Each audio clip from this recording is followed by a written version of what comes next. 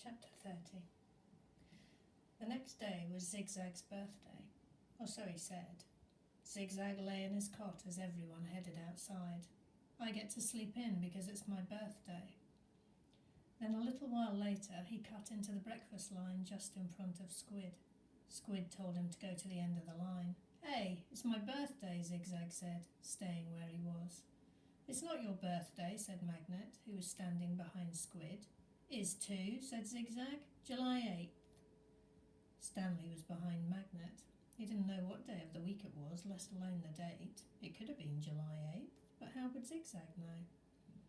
He tried to figure out how long he'd been at Camp Green Lake, if indeed it was July 8th. "I came here on May 24th, he said aloud. "So that means I've been here 46 days, said Zero. Stanley was still trying to remember how many days there were in May and June. He looked at Zero. He'd learned not to doubt him when it came to maths. 46 days. It felt more like 1,000.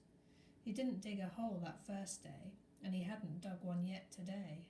That meant he'd dug 44 holes, if it really was July the 8th. "Can I have an extra carton of juice?" Zigzag asked Mr. Sir. "It's my birthday." To everyone's surprise, Mr. Sir gave it to him. Stanley dug his shovel into the dirt. Hole number 45. "The 45th hole is the hardest," he said to himself. But that really wasn't true, and he knew it. He was a lot stronger than when he first arrived. His body had adjusted somewhat to the heat and the harsh conditions. Mr. Sir was no longer depriving him of water. After having to get by on less water for a week or so, Stanley now felt like he had all the water he could want. Of course, it helped that Zero dug some of his hole for him each day, but that wasn't as great as everyone thought it was. He always felt awkward while Zero was digging his hole, unsure of what to do with himself. Usually he stood around a while before sitting off by himself on the hard ground with the sun beating down on him. It was better than digging, but not a lot better. When the sun came up a couple of hours later, Stanley looked for the thumb of God. The mountains were little more than dark shadows on the horizon. He thought he could make out a spot where the top of one mountain seemed to jut upwards, but it didn't seem very impressive. A short time later, the mountains were no longer visible, hidden behind the glare of the sun, reflecting off the dirty air. It was possible, he realised, that he was somewhere near where Kate Barlow had robbed his great-grandfather. If that was really her lipstick tube he'd found, then she must have lived somewhere round here. Zero took his turn before the lunch break. Stanley climbed out of his hole and Zero climbed down into it. "Hey, caveman," said Zigzag, "you should get a whip. Then if your slave doesn't dig fast enough, you can crack it across his back." "He's not my slave," said Stanley. "We have a deal, that's all." "A good deal for you," said Zigzag. "It was Zero's idea, not mine." "Don't you know, Zig," said X-Ray, coming over. "Caveman's doing Zero a big favour. Zero likes to dig holes." "He sure is a nice guy to let Zero dig his hole for him," said Squid. "Well, what about me?" asked Armpit. "I like to dig holes too. Can I dig for you, Caveman, after Zero's finished?" The other boys laughed. "No, I want to," said Zigzag. "It's my birthday." Stanley tried his best to ignore them. Zigzag kept at it. "Come on, Caveman, be a pal, let me dig your hole." Stanley smiled as if it were all a big joke. When Mr. Pendanski arrived with water and lunch, Zigzag offered Stanley his place in line. "Since you're so much better than me." Stanley remained where he was. "I didn't say I was You're insulting him, Zig," said X-Ray. "Why should Caveman take your place when he deserves to be at the very front? He's better than all of us. Aren't you, Caveman?" "No," said Stanley. "Sure you are," said X-Ray. "Now come to the front of the line where you belong." "That's okay," said Stanley. "No, it's not okay," said X-Ray. "Get up here." Stanley hesitated, then moved to the front of the line. "Well, this is a first," Mr. Pendanski said, coming around the side of the truck. He filled Stanley's canteen and handed him a sack lunch. Stanley was glad to get get away. He sat down between his hole and Zero's. He was glad that he'd be digging his own hole for the rest of the day. Maybe the other boys would leave him alone.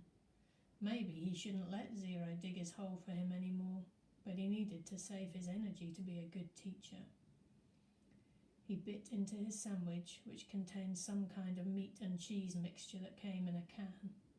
Just about everything at Green Lake came in a can. The supply truck came once a month. He glanced up to see Zigzag and Squid walking towards him. "I'll give you my cookie if you let me dig your hole," said Zigzag. Squid laughed. "Here, take my cookie," said Zigzag, holding it out for him. "No thanks," said Stanley. "Come on, take my cookie," said Zigzag, sticking it in his face. "Leave me alone," said Stanley. "Please eat my cookie," said Zigzag, holding it under Stanley's nose. Squid laughed. Stanley pushed it away. Zigzag pushed him back. "Don't push me." "I didn't." Stanley got to his feet. He looked around. Mr. Pendanski was filling Zero's canteen. Zigzag pushed him again. "I said, don't push me." Stanley took a step backwards, carefully avoiding Zero's hole. Zigzag kept after him. He shoved Stanley and said, "Quit pushing." "Lay off," said Armpit, as he, Magnet and X-Ray joined them. "Why should he?" snapped X-Ray. "Caveman's bigger, he can take care of himself." "I don't want any trouble," Stanley said. Zigzag pushed him hard. "Eat my cookie," he said. Stanley was glad to see Mr. Pendanski coming towards them, along with Zero. "Hey, Mum," said Armpit. "We're just fooling around." "I saw what was going on," Mr. Pendanski said. He turned to Stanley. "Go ahead, Stanley," he said. "Hit him back. You're bigger." Stanley stared at Mr. Pendanski in astonishment. "Teach the bully a lesson," said Mr. Pendanski. Zigzag hit Stanley on the shoulder with his open hand. "Teach me a lesson," he challenged. Stanley made a feeble attempt to punch Zigzag. Then he felt a flurry of fists against his head and neck. Zigzag had got hold of his collar with one hand and was hitting him with the other. The collar ripped and Stanley fell backwards onto the dirt. "That's enough," Mr. Pendanski yelled. It wasn't enough for Zigzag. He jumped on top of Stanley. "Stop!" shouted Mr. Pendanski. The side of Stanley's face was pressed flat against the dirt. He tried to protect himself, but Zigzag's fists slammed off his arms and pounded his face into the ground. All he could do was wait for it to be over. Then suddenly, Zigzag was off him. Stanley managed to look up, and he saw that Zero had his arm around Zigzag's long neck. Zigzag made a gagging sound as he desperately tried to pry Zero's arm off of him. "You're going to kill him," shouted Mr. Pendanski. Zero kept squeezing. Armpit charged into them, freeing Zigzag from Zero's chokehold. The three boys fell to the ground in different directions. Mr. Pendanski fired his pistol into the air. The other councillors came running from the office, the tents, or out on the lake. They had their guns drawn, but holstered them when they saw the trouble was over. The warden walked over from her cabin. "There was a riot," Mr. Pendanski told her. "Zero almost strangled Ricky." The warden looked at Zigzag, who was still stretching and massaging his neck. Then she turned her attention to Stanley, who was obviously in the worst condition. "What happened to you?" "Nothing. It wasn't a riot." "Ziggy was beating up the caveman," said Armpit. "Then Zero started choking Zigzag, and I had to pull Zero off of Zigzag. It was all over before Mum fired his gun." "They just got a little hot, that's all," said X-Ray. "You know how it is in the sun all day. People get hot, right? But everything's cool now." "I see," the warden said. She turned to Zigzag. "What's the matter? Didn't you get a puppy for your birthday?" "Zig's just a little hot," said X-Ray. "Out in the sun all day, you know how it is. The blood starts to boil." "Is that what happened, Zigzag?" asked the warden. "Yeah," said Zigzag. "Like X-Ray said, working so hard in the hot sun while Caveman just sits around doing nothing. My blood boiled." "Excuse me," said the warden. Caveman digs his holes just like everyone else. Zigzag shrugged. Sometimes. Excuse me? Zero's been digging part of Caveman's hole every day, said Squid. The warden looked from Squid to Stanley to Zero. I'm teaching him to read and write, said Stanley. It's sort of a trade. The hole still gets dug, so what does it matter who digs it? Excuse me, said the warden.